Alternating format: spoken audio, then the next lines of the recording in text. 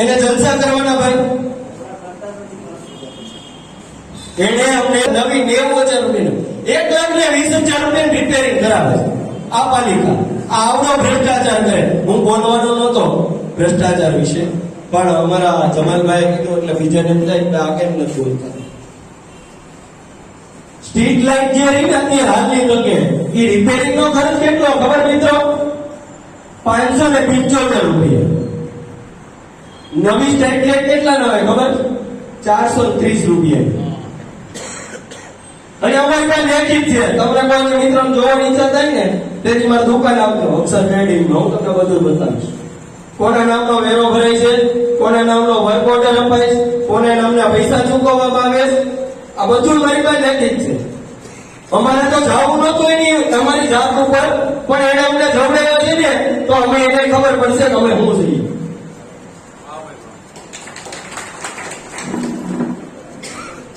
આ નગરપાલિકામાં ભ્રષ્ટાચાર સિવાય કાંઈ નથી. અને 10,000 નો હપ્તો મળે ને એટલે બધા હા પાડી જાય કે હા બરોબર છે. મેં 2-4 મિત્રને મારા વ્યાસભાઈ કીધું એવી રીતે મેં એને ફોને કર્યા હતા કે ભાઈ વેરો વધારો. એ કે વેરો તો વધારવો પડે, તમને શું ખબર પડે? આવું સભ્યોએ તમને જવાબ આપ્યો. ભાઈ અમારી પાસે આવતા હોય તો અમે તમને થોડો કે વિનંતી કરીએ. 2 મિનિટ સંદીપ ખાલી આપણે નહીં આપણે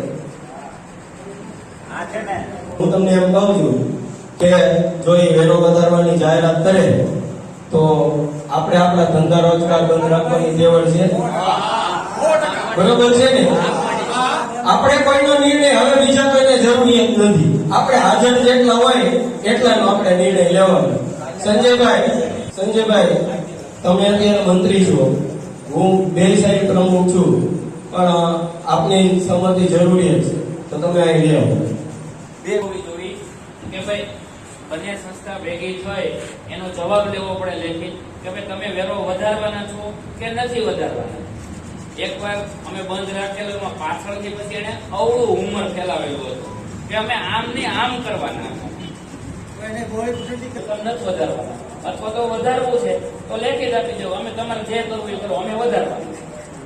આ જવાબ આવ્યો કે એ વધારવાના છે એટલે પછી આપણે આગળ નિર્ણય લઈ હવે કયો રસ્તો અપનાવવો. મોટે ઉતાવળ કરવાનો મતલબ લોકોને વિશ્વાસમાં લીધા વગર ન કરી શકે.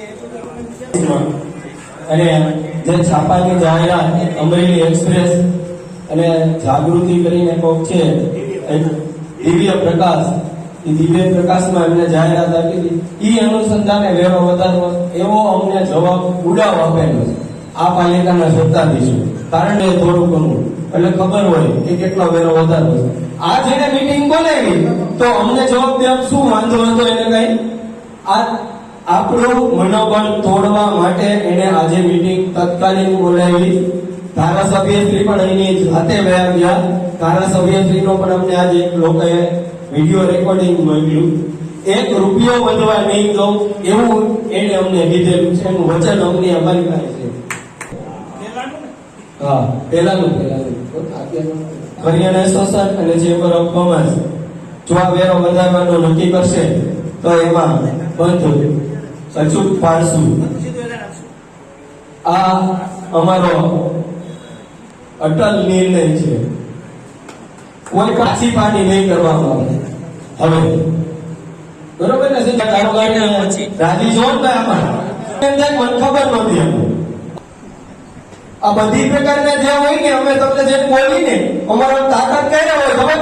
કાલે અમને કોર્ટમાં લઈ જઈએ તો અમે જવાબદારી હતી ને તો બોલાય એ અમને ખબર છે.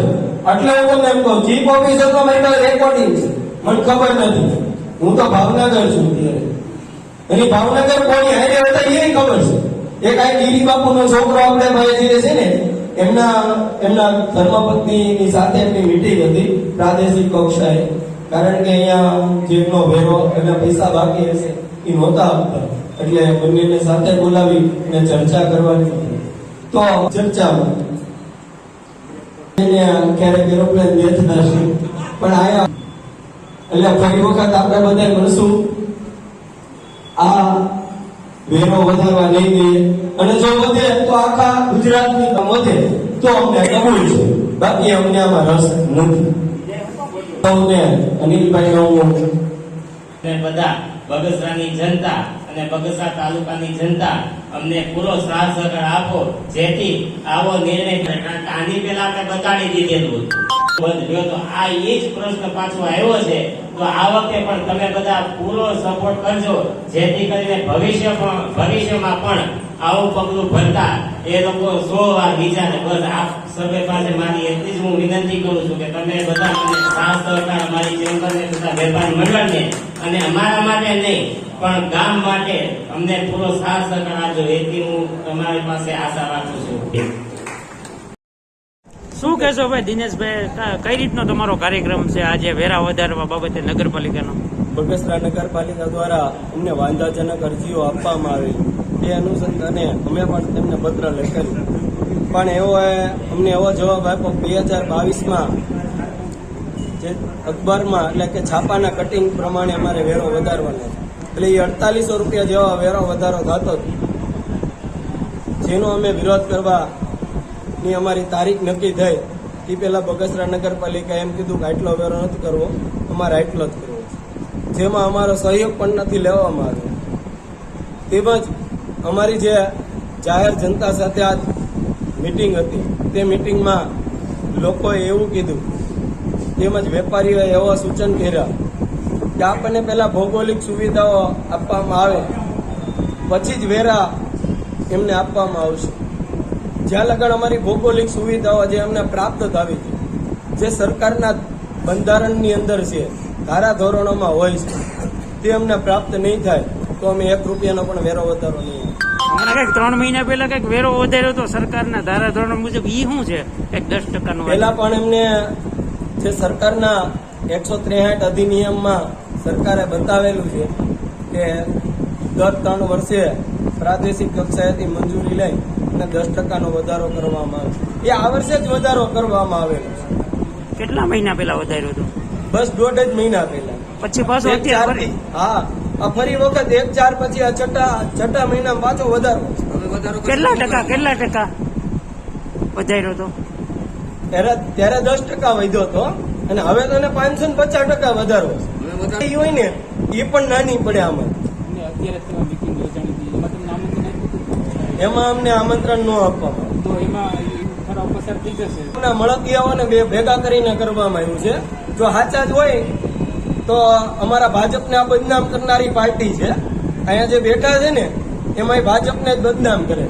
એ એકેય કોઈ પ્રકારના રહ્યા નથી કોઈથી ભાજપમાં. ધારાસભ્યની પણ ખબર છે કે ધારાસભ્યની ટિકિટ વખતે આપમાં જઈને મતદાન કરાય છે કે ગામને સાથે રાખી અને અમે ગાંધી ચિંધ્યા માર્ગે આંદોલન કરીશું. અમારી ટપાલની વ્યવસ્થા જ્યારે પૂર્ણ થઈ જશે પછી અમે તમને ફરી વખત બોલાવીશું.